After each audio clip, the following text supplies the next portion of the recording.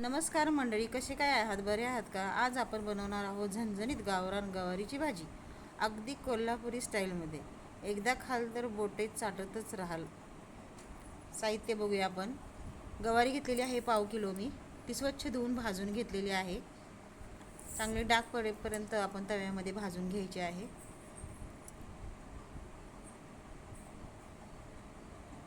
छान अशी भाजून घ्यायची आहे डाग पडेपर्यंत.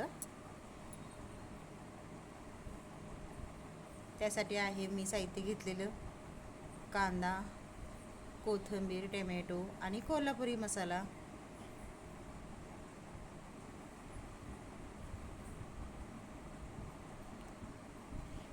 छान अशी गवारी चांगली परतून घ्यायची, भाजून घ्यायची. भाजल्यानंतर आपण प्लेटमध्ये काढून घ्यायची.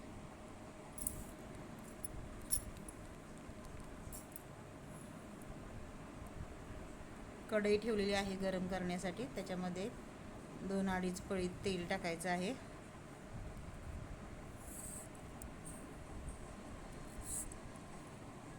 तेल चांगलं गरम झालं की त्याच्यामध्ये कांदा आपण टाकायचा आहे. कांदा छान असा सोनेरी कलर होईपर्यंत भाजून घ्यायचा आहे.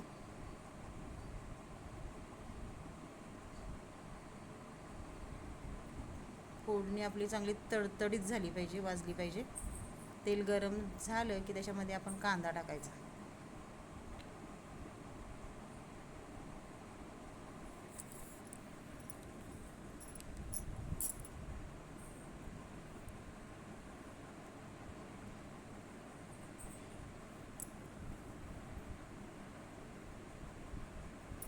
कांदा भाजून झाला की त्याच्यामध्ये थोडासा टोमॅटो, कोथिंबीर चांगली परतून घ्यायची आहे.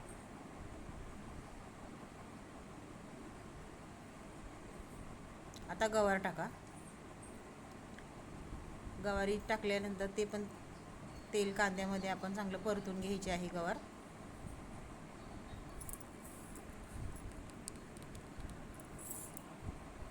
छान परतून घ्यायचं, एकजीव करून घ्यायचं.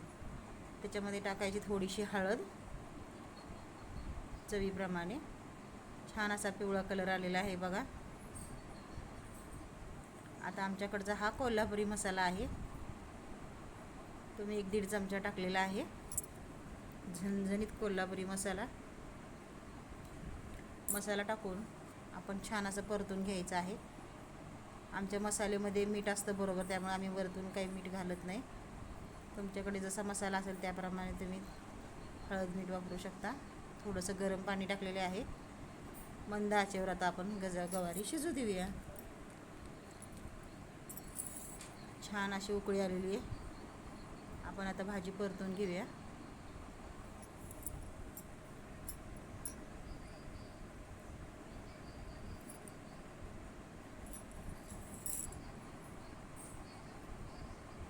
अर्धी वाटी शेंगदाण्याचा कूट केलेला आहे मी.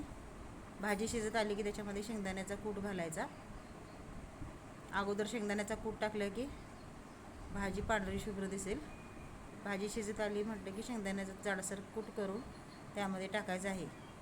बघा आपली किती छान झणझणीत अशी कोल्हापूर पद्धतीने गावरान गवारीची भाजी तयार आहे.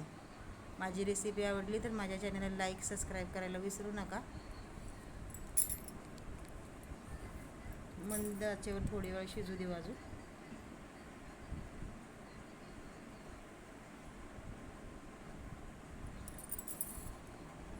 कोल्हापुरी टेस्ट म्हणजे काय ते कळलं पाहिजे.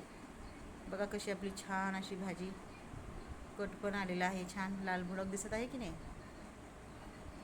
नक्कीच कमेंटमध्ये सांगा कशी वाटली तुम्हाला रेसिपी.